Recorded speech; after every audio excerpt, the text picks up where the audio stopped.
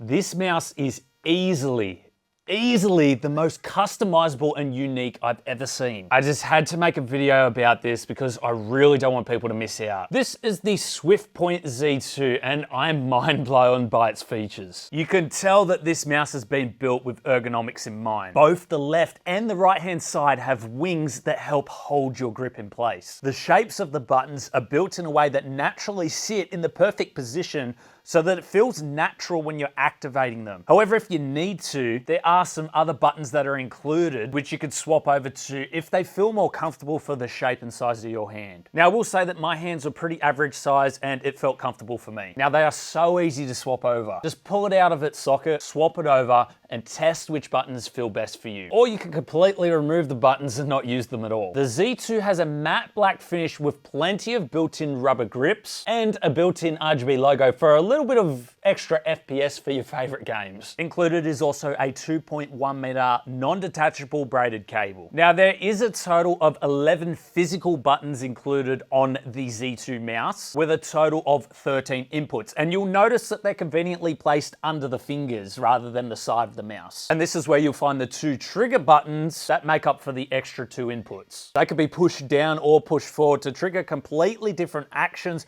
which is why on the website it mentions 13 physical buttons instead of 11. Now, all of these buttons can be fully programmed in the software, but we'll touch on that a little bit more later. I feel like the design is trying to make it much easier and quicker for users to react in gaming. I don't need to reach for a button. I just push different sections of my fingers down to activate the key. But also, the buttons are in convenient places for those who are in productivity. Its specs are decent as well. It has a Pixar PAW3395 sensor. It's capable of up to 26,000 DPI, and it can track up to 650 IPS, and it can comfortably hit that sweet 1000 Hertz polling rate. Now, at this point, it seems like a fairly standard mouse, apart from the shifting of position of the buttons. Well, here's where things scratch the surface. The left and right click, the scroll wheel, and the 2 fingertip buttons have something called deep click technology. What that means is that each of these buttons can feel the force of a click. This allows me to assign multiple actions to the same button, which will trigger the action depending on the force used to click the button. Let me give you an example. Now, in game, you could right click to aim down sight. You could press harder to steady the aim and press even harder to drop the DPI. So in PUBG, I found that my typical force of shooting was around 20 to 30%. So I could right click to aim. Then if I click a little bit harder, I could hold my breath instead of pressing shift. Then I could right click even harder to lower my DPI to 300, which would kind of be like a sniper button. So I could be extremely accurate and of course still miss. That would be something I would manage to do even with all the help. Another example would be you could left click and drag over text. You could press even harder to copy the text and then even harder again to paste the text. You could also assign different levels of haptic feedback, and the haptic feedback would basically activate at different levels of force, so you could physically feel what level of force you're at. Now, the Z2 also has a built-in tilt feature. You can actually assign buttons to left and right, forward and backward tilt. Now, imagine being in game and you've assigned lean left and right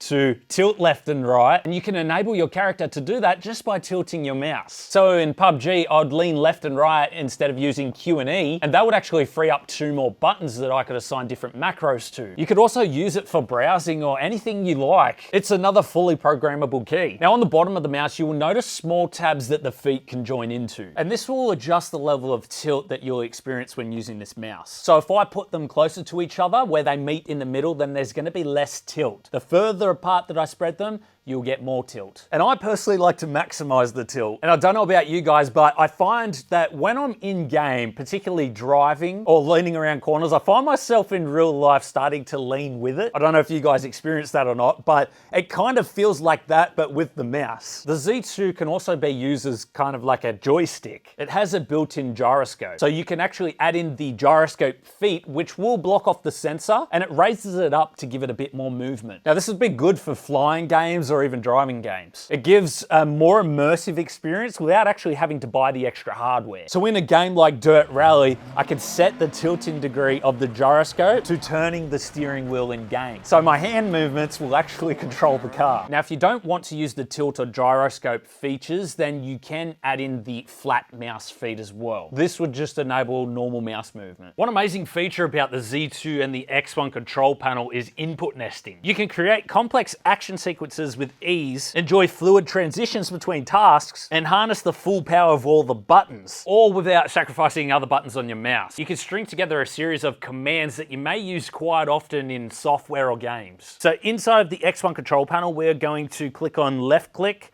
and then we're going to add input. Change deep click to button. Next, in the option that appears to the right, we'll select bottom thumb. Close that window and then click on the next drop down. I'm going to type cut. This is now adding cut in as an action that can be triggered at the same time of holding down the left click button. So if you are in a Word document, you can click, drag, and cut, and then like me, you could have paste bound to another button. Now imagine implementing the input nesting to games such as PUBG or Fortnite, and how much that could help. The side of the Z2 also has a built-in OLED screen, and that'll display all types of information, from the profile, the tilt, the force of actuation, the DPI, and you can have your own customized text on the side. Now onto the software, and it may seem difficult to get used to it. However, once you've used it for a bit, you'll pick it up just like that. Now the Z2 has onboard memory capable of storing up to 20 profiles. Now this is very handy because in the X1 control panel, you can switch between the profiles automatically by linking each profile to a program. So for example, if I open up Premiere Pro, my Premiere Pro profile will automatically be enabled, and that means that all of my key bindings and macros that I've set will be ready to go. And once I close it, it'll revert back to default. Then when I want to play a game, it'll automatically open up that game's profile. So I don't even have to think about it. I also want to make mention that these profiles save to the mouse directly. So if I want to take the mouse to another computer, I can do that even with the X1 control software not even installed. The X1 control panel also has a built-in simple mode and advanced mode. Here you can customize the mouse fully, set your DPI, the polling rate, and lift-off height, and much more. By clicking on the mouse, this is where you can change button to button. So for example, I'll show you my PUBG profile. This is where I've set the lowering of the DPI to 300 after I have a 50% deep click to take those sniper shots. Then when I release it, it'll go back to 1500 DPI. The software can be a little daunting at first, but once you've played around with it for a bit, you